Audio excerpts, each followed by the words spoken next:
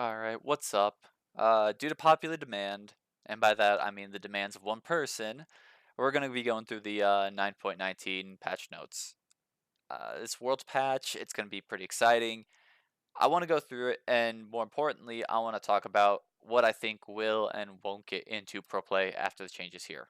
So, without further ado, let's get into this. It's already had a couple changes. We can look through this, and we can basically guess a few things based on this. First off, the allied chat disable bug, that was hilarious. They still have issues where, like, if you speak to a teammate at the end of a game, their chat will appear in red. So it's still not entirely fixed, but I think they got it kind of working. Blitzcrank Rocket Grab. Hook range a little longer against high, they're just big models. So I'm guessing that Blitzcrank is doing pretty well right now, if that's the only thing they changed about him. Nothing too extreme though. But this is the one that makes me real happy. Sylas had to get some of his nerfs reverted, which means that whatever happened to him absolutely destroyed him. Maybe we won't be seeing him anymore. Oh, highlights. That's neat. Okay, so Aatrox. Aatrox would be in lane. Aatrox has two ways of winning. The first is to sustain his way to the end of the laning phase, get to late game, and then he'll roll over team fights because the guy scales up really well. The other was through wave clearing and pressuring you and forcing you to play back. Riot has nerfed both of those, and so they're trying to give him a little power back, let him pick one or the other. I think that increasing his wave clear is a lot less toxic of an option. You have a lot of the sustain methods where he would just hit minions and he would completely ignore fighting you in lane until he just out sustained you. And I think that's a really, really bad model for a lot of characters. I know that we have a couple already, namely Vlad, and it's always proven to be something that's really frustrating to play against. And so I think wave clear is probably the better option. I just I don't think he'll be back in pro play though. So I think that's worth saying. He now has a problem, and that problem is that he's not really as strong when the person can walk around him and they can trade and they can put bad trades on him. So I don't think he'll be back for a while until next time Riot tries to buff him. Akali, same thing. A lot of these patches are going to, or like a lot of these changes that I've seen in the patch are characterized by either Riot fixing a big problem with a champion or creating a big problem with a champion. This is what you'll see with like the four drain tank champions, as I call them. So here we have Akali. Akali lost her damage last patch on her ultimate. She lost the mini stun and she got a higher cooldown. So what Riot did is they just decided let's buff back her damage. Still about the same as it was last patch. That's fine. More importantly though, she lost the mini stun. I think Akali gets some really, really easy solo kills, and removing some of her utility and ability to chase you down is probably going to be the best way to tackle her. Yeah, right now, all it really is like if you're playing against an Akali and Akali is stronger than you, and for like any mid laner that's going to be level 6 and 7, like you just get run down like a dog. Like you are an NPC and Akali is the main player. You are a minion. Like it's not fun to play against. So Riot increased some of that counterplay. Maybe I'm hoping this keeps her out of the meta. I'm tired of seeing her pretty easy solo kills. Whatever, just get it out of my games. I think that buffing the damage maybe not the best idea, but she probably needs help right now. So that's fine. It probably won't help with solo queue or competitive play though. This change will though. This Annie change buffs to her move speed. So her E got a change that it gives move speed. Annie's big problem is that she has low mobility. So I think she has like 325 move speed, and she has like no flashes, no dashes, nothing like that. Until now, she gets a little move speed whenever she uses her Molten Shield. I don't know why I couldn't think of the name. It's right there. The cooldown went down. That's really big late game. More importantly, gets more move speed. This is it for Annie. I think that this is a huge solo queue buff. I think she's gonna be really happy with this. I don't think it'll help in professional play. Champion's just too simplistic. Everyone's had a chance to play around her. They know what she does. She doesn't have a lot of options in fights. I think this is really nice for her, but it's not going to be something that'll make everyone want to play her. Ashe. Ashe gets a new auto attack reset on her Q. Okay, she gets it back. And then she gets a little more slow on her frost shot.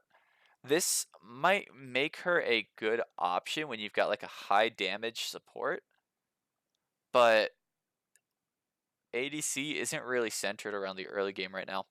It's centered around mid game and I want to say 3 items at the latest. This makes it perfect for someone like Kai'Sa. It makes it perfect for someone like Ezreal. That's why you see these champions. Like you can't really get to that late game, and the early game doesn't really matter that much. So I don't think this is really gonna help Ashe. This is a nice increase to her DPS, and it's probably really good for how she feels as a champion. But this is probably not gonna do it for her. Blitzcrank. Okay, so he gets Blitzcrank gets more damage on his R. If he hits you 3 times now, he's gonna be pumping out more damage than if he would like last patch, and then his Q is going to get higher range. What this does is this solidifies Blitzcrank as the hook champion. He lost a lot of his role to Thresh, and then Nautilus, and now Pyke. Like he just is not nearly as good. And so what Riot's doing now is they've made his Q longer range than all the other hooks. They're giving him more damage, more ways to blow up shields. I think what they want to do is they want to make sure we know if you want to play a hook champion who is all about damage and all about picking off one target, this is the champion to do it. And I think this is interesting. I think this is too simplistic though. I don't think the champion's going to be like prevalent in solo or like competitive play. I think for solo queue this is really nice, and the range is going to throw off a lot of people for a while though. So that's fine. Maybe we'll see Blitzcrank banned like 80% of the time like he was in season 2. That'll be hilarious if you ask me. Fiora, another problem fixed. So Fiora's biggest issue was that like it didn't matter how she could auto win lane. She had no win condition. The champion could not push towers very quickly, and she can't team fight to save her life. So what Riot did is they tried to increase her DPS on towers. The biggest issue that I see though is that this looks like a lot of DPS to put on the towers. Like it's going to clear things very quickly. And with all the changes they've made to make her win lane a lot more reliably now, we're probably going to be seeing her as a pick or ban champion. Like if you can burn through towers that quickly, if you can auto win, yeah, she still auto wins lane. So it's just going to look really, really bad. It's like if Tryndamere was a reliable champion. I don't like that. I think that's going to be worrisome. I think they'll have to fix that soon, but I really hope they, don't take away the fact she can DPS towers now. Maybe lower it, don't take it away. Either way, this is a really nice change, really fixes a lot of issues Fiora had with how she felt like as a champion in the game. Gragas is going to get some DPS nerfs to his W. This makes it harder for him to clear the jungle. Gragas has 2 big things that make him good. The first is he has an extremely fast clear speed. The second is that he is got some very, very strong crowd control. Without the DPS to, burn down jungle camps, he's going to be a lot slower, and you're going to be relying on that crowd control. I think with the other champions that bring crowd control, though, he's going to get outclassed. I think that Gragas is going to. He has a 50-50 chance of falling off after this. 50% means that his DPS to jungle mobs makes him a lot better than these other CC bots. The other 50% says it's his crowd control, including his E-Flash combo. If it's the E-Flash combo, he's going to be at like a 46% win rate, and he will still be a top tier competitive pick. Otherwise, he might need to get some changes and some fixes. This time, I hope they focus on his tank build. I think when you look at Gragas, while the AP build is more skillful and harder to pull off, I think that the tank build is more characteristic of Gragas as a whole. He is a tanky fighter. He's a tanky bruiser sort of character. I would like to see some tank stats. Graves is getting some number adjustments. Okay, so he's going to get 2 more AD, which I would say is a buff. Everything else is just a small change. Like 4 HP, that's not really a buff. That's nothing. Mana, he's getting 2.8. Oh boy, that's it. That's what Graves needed. Mana regen is going up by 0.1. This does not matter for Graves. The attack damage makes him a fast clearer. Everything else is irrelevant. I think his win rate might go up like 0.5% at the best, 0.75, whatever. I don't expect to see him. I just don't like Graves buffs at all. I think the champion's dumb. I think he 1v5s games when he's good.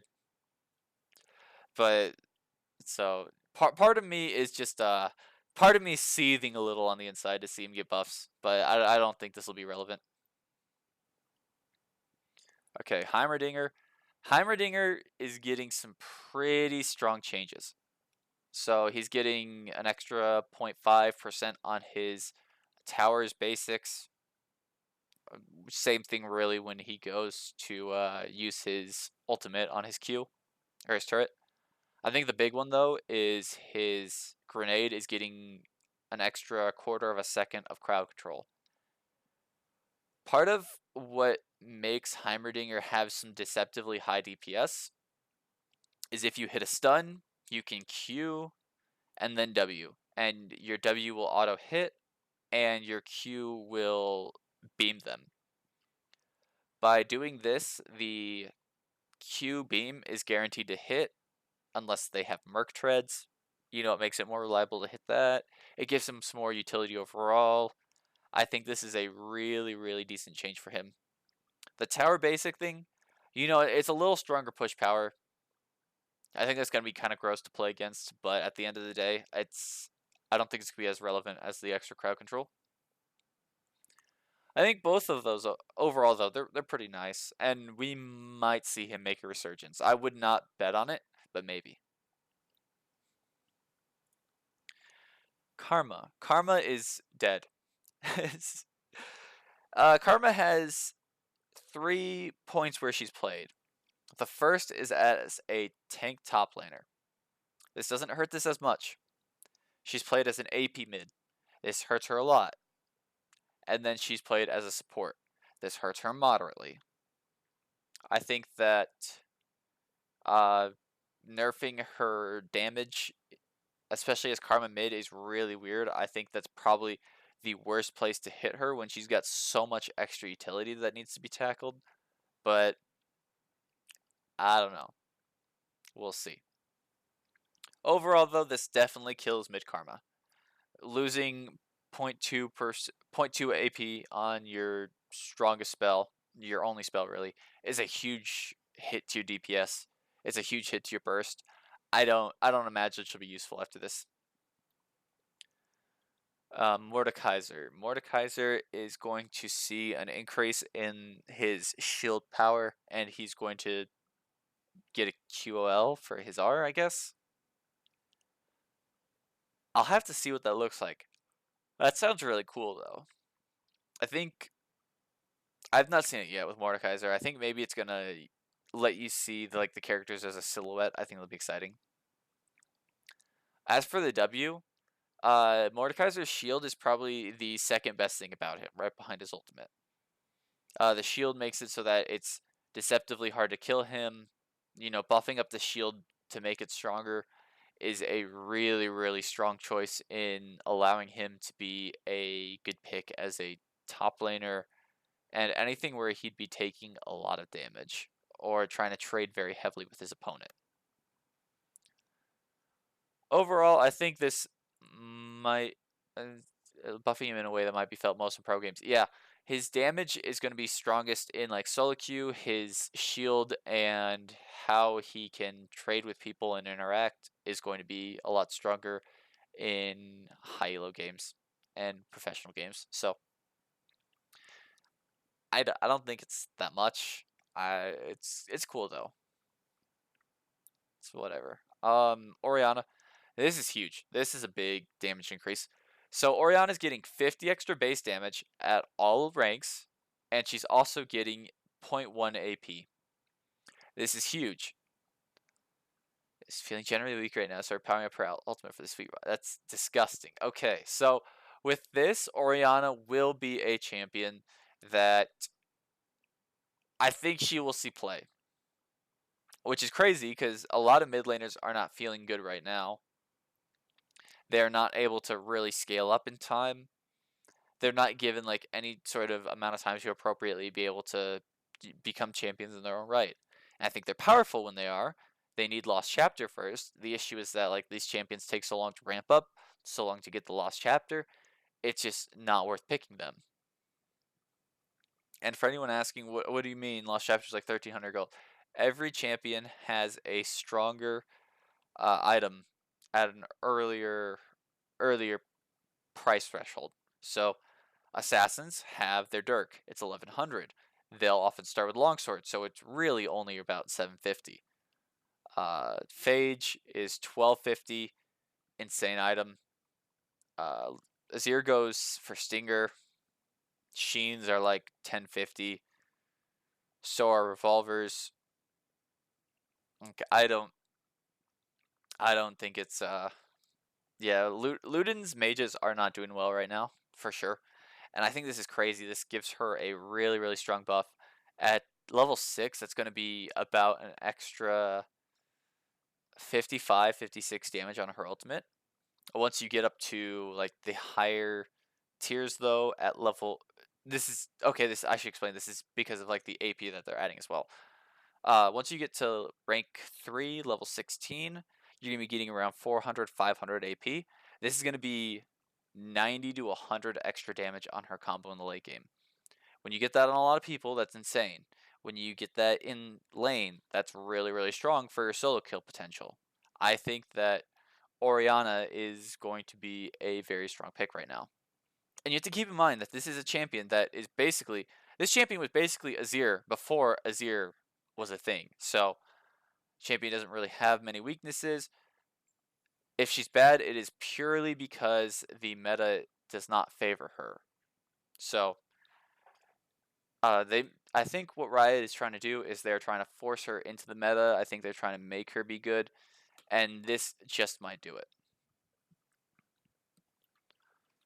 Ornn is going to be getting an extra upgrade when, well, he's going to get his upgrade a level early. It's really nice. I don't know what that'll do for him. Honestly, that's a really tough call. It's 100% dependent on the carries that he gets and what items they want. So we'll skip that one for now. Ornn, we'll just mark this as don't know. Pantheon's getting his magic resist decreased, and his W does less damage. I Pantheon also, I'm not sure. He's real interesting. I have seen him basically be experimented with by people in solo queue. I think he's got really good damage. I don't think that he was being played much as a mid laner though, so I can't really say this is going to be too impactful for him. I guess he's too good right now. This makes the Mordekaiser matchup weaker. I can tell you that much, but yeah, I really don't know.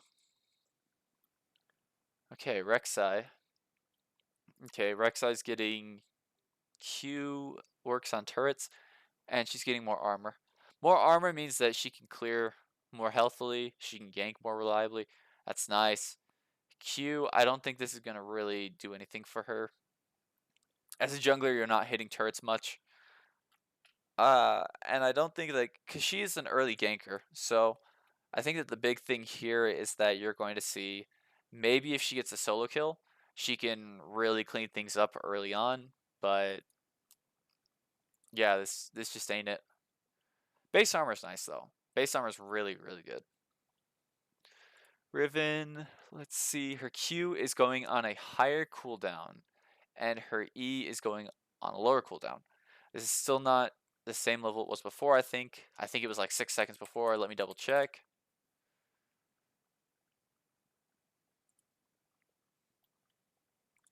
It's really hard for me to check with this wiki. They mess things up all the time. Okay, I don't care about that iteration of Riven. Okay, so it was... Okay, it started as 10 to 6. This is what it was before it got nerfed. Then it moved up to 14 to 10. And now it's 12 to 8. So it's somewhere in the middle. She's still getting the Q nerf though. So I think this is pretty good for Riven, especially in solo queue. E is probably her best ability. I don't think her best ability is her Q at all. Like you get the utility of being able to jump over walls, but what really made Riven strong was that extra shield. And I think that this is probably going to be really good for her. I don't think we'll see her in pro play, especially because like you could have Fiora or Irelia instead. Fiora is a phenomenal. Oh, she's so good at tower pushing now, and then you've got Irelia, who's a lot better at team fighting. It makes it really, really hard to justify picking Riven in this case. So I don't think she'll be seen in pro play. This is really good for the one tricks though. I hate Riven one tricks. There's so many of them. Okay, let's see. Sejuani's damage is very high, and considering all the utility she has, so we're nerfing her dueling power. Okay. Boom. Less damage on her passive. Alright, that's not bad. I think she'll still get played, but she'll have a weakness. You'll have to pick like a damage pick if you want to get someone that bursts people down. I don't think you'll kill her though. Sion. Sion is a really, really popular pick in pro play because he is probably one of the most oppressive tank champions. And you might be like, what? He's got so much counter. Yes, he is extremely hard to deal with. If you're in short range with him, you will not be able to dodge the Qs that easily. His shield makes it very hard to trade with him. You will usually get outscaled by him, and he has multiple ways to reliably bully you out based on what kind of champion you are. So I think one of the most obnoxious, and we've seen this get buffed up recently with the advent of Arcane Comet, is people were running that and they were using his E max, and you were just chunking people down for a lot of damage, and there wasn't really much they could do. They would take like 200, 250 damage at rank 3, and you were just getting chunked out very quickly. And because like you were hitting a minion, like you could do this without like really getting in range or interacting with anyone. I think that he's an extremely reliable champion. He's extremely oppressive. And I think that the base shield is probably his most reliable tool in his kit. So making this stronger is Riot just pulling out the big guns and saying, listen, we want to see Sion on this patch. So I'm ready for that. 20 extra damage on it. That's not bad. When you consider that he gets a lot of armor stats, that shield is a lot more powerful. So I think this is a pretty good buff. Pretty strong buff for Sion.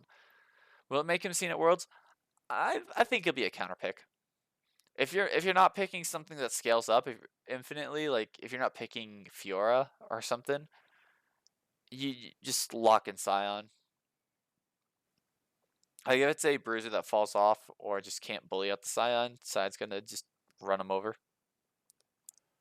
Silas got nerfed really badly. That's why they kind of reverted some of his nerfs. The big one is that his passive does a lot less damage to, yeah, holy, okay.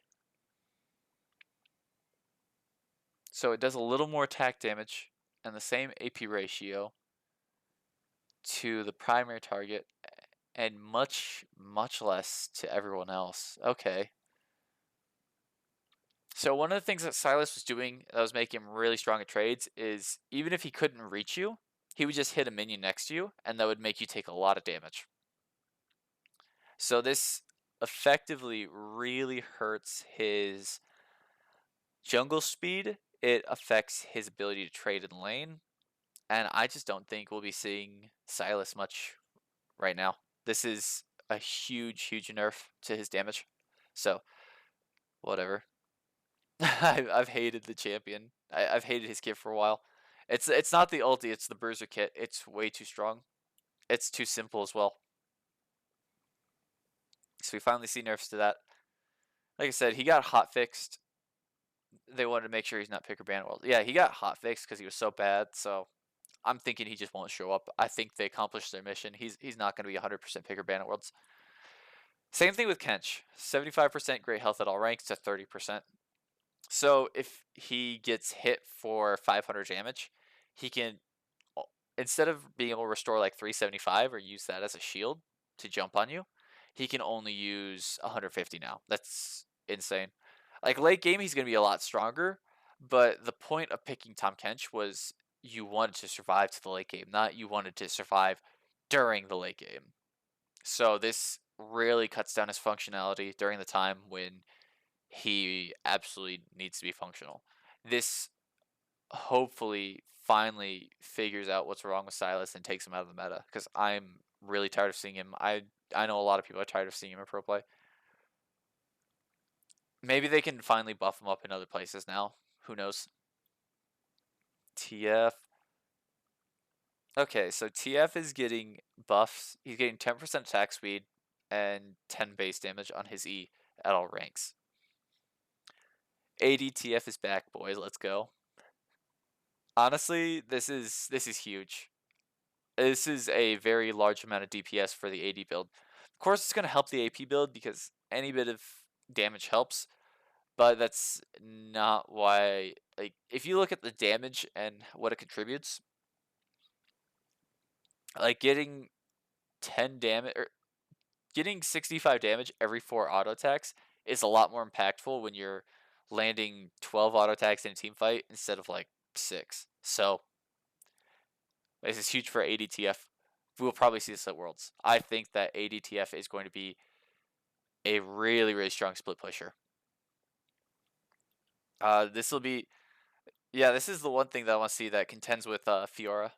Between Fiora and TF, we're looking at two very strong split push champions, and I think that if you have, you're going to be looking to have one or the other in your team. I think that's my prediction for Worlds. Vayne, same shtick. She's a split push champion. The issue is Fiora has, or no, Vayne. Vayne has some obvious weaknesses, mainly to AoE. TF can avoid that because he's got like 700 range on his rapid fire cannon. Pick a card, and Fiora can avoid that with her insane mobility, as well as the ability to completely circumvent fights. You need your AD carry for team fights, and she is too weak to AoE damage. I think that, this is a really nice increase in the amount of damage she gets during her all-ins, but that's not why you pick her, and that's not really going to be what makes her so good right now. So this will just annoy like silver players in solo queue who got dicked down by Vayne. Just more nightmare fuel for them. Veigar, listen, if you're playing an AoE mage in the late game, you don't want more damage. You don't need a lot more damage unless you're Orianna. And like it's overtuned to hell. When you're playing an AoE champion in the late game, you're almost always picking for utility. Increasing the cooldown or lowering the cooldown on utility is going to be one of the most impactful things you could do for an AP champion. I think we'll be seeing Veigar this patch. Veigar? Whatever. So we will be seeing Veigar this patch. We'll be seeing Twisted Fate. We'll be seeing Fiora. I think those are actually going to be back. Maybe Niski will play him. We can only hope. Scuttle changes, decreases early game power value. Okay, so to clarify in this, he's not weaker. It's just that the things that you want Zinzao for, he is not good at right now. So Riot's buffing him a little. He gets a little extra healing, and he gets a little extra base damage. Is that early on? No, it's not. Okay, so he clears a little faster, but more importantly, he gets more damage and he gets more healing. It's real simple. I don't think that's really that good. It'll help in solo queue. Like, faster clear speeds are always good. Healthier clear speeds are also good. This, yeah. It's a bland change. It really doesn't do a lot. Yuumi. Yuumi, get over here, buddy. Oh, wait. Wait, his Yuumi Q had an 80% slow on it? What? What? That's so dumb. Wow. I did not read this far into the patch. This is a shock to me. Not because Yuumi's getting this nerf, but like this stayed for so long on this champion. What? Okay. So it's 20% at all ranks now, and the slow lasts for a shorter period of time. But it's okay because the slow no longer decays. So instead of getting 80% to 20% over 1.5 seconds, you're just getting 20% for 1 second. Oh, this guts the champion. Oh, this makes me so happy. Oh, jeez. This is... Oh, goodbye. Goodbye, Yuumi. We will not be seeing this champion at Worlds. No way. There is no way. Not that that's a bad thing. Whatever. No more Yuumi. Good stuff. Zac. Blobblets will restore an additional 1, 2, 3%. Okay. Alright, so they're making him more tanky as the game goes on. His passive is his blobs. When he uses an ability, they're tossed out to the side. He picks them up and he can restore some HP. It's kind of like the Poppy Shield passive, where if you walk to a certain random place, you will get a little extra staying power in fights. I think that's cool. I think that's interesting. Putting power into that's usually a good idea. So, well, we might, huh? I'm trying to think about what we'll see as like a jungle meta, because we got like a lot of nerfs to just damage. I guess we saw the Gragas nerfs, but we are also seeing some tank nerfs to like Sejuani, and then tank nerfs to or buffs to Zac. Huh. Oh, well, I think he'll be good now. I think that we might see Zac. He's gonna be a full tank champion. It just depends on how well he can clear out early game and whether or not he gets absolutely destroyed by everyone else. I'll give my prediction. We'll see Zac. Let's see what else. Okay, items, remove the, not important. Bug fixes. Okay. Alright, so let's look through this again. Zac, maybe. Yuumi will no longer be seen in pro play, and I think this is a good thing. Zinzao, good for solo queue. Not really impactful late or like in pro play. Veigar, we're gonna see him. Vayne, no, but TF, yes. And Tahm Kench, no. And more importantly, Sylas, no. I am so happy we're gonna be done seeing this champion. I am so sick of him. I'm so sick of him, Akali, Aatrox, Irelia. Maybe we'll get something a little more interesting that doesn't do everything. These champions have everything in their kit. Whatever, they're gone now. I'm happy. No more Sylas.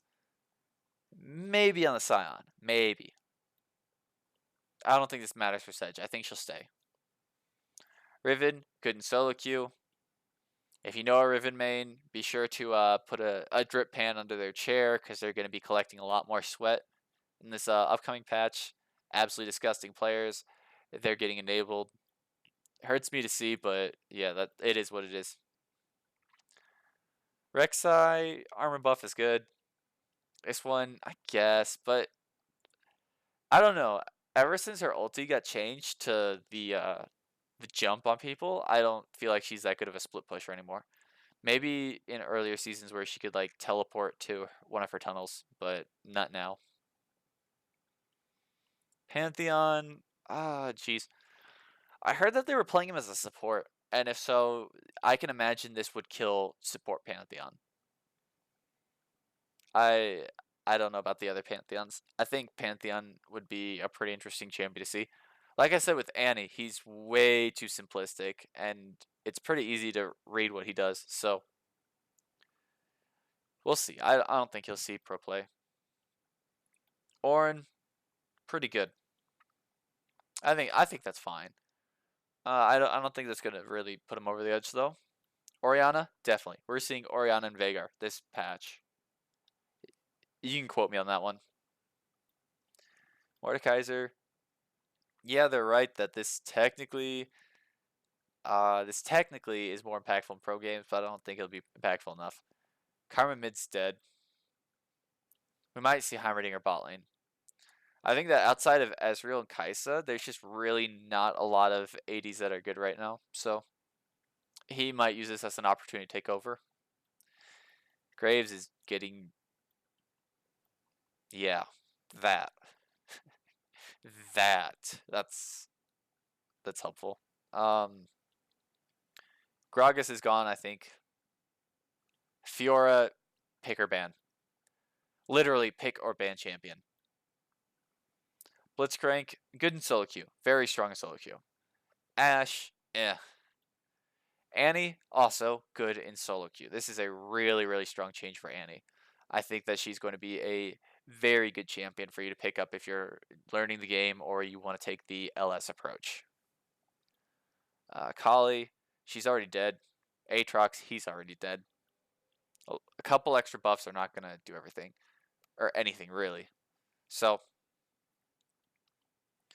just a quick recap of all these like pro champions. These are my predictions for this patch. Pick or ban. He's gone.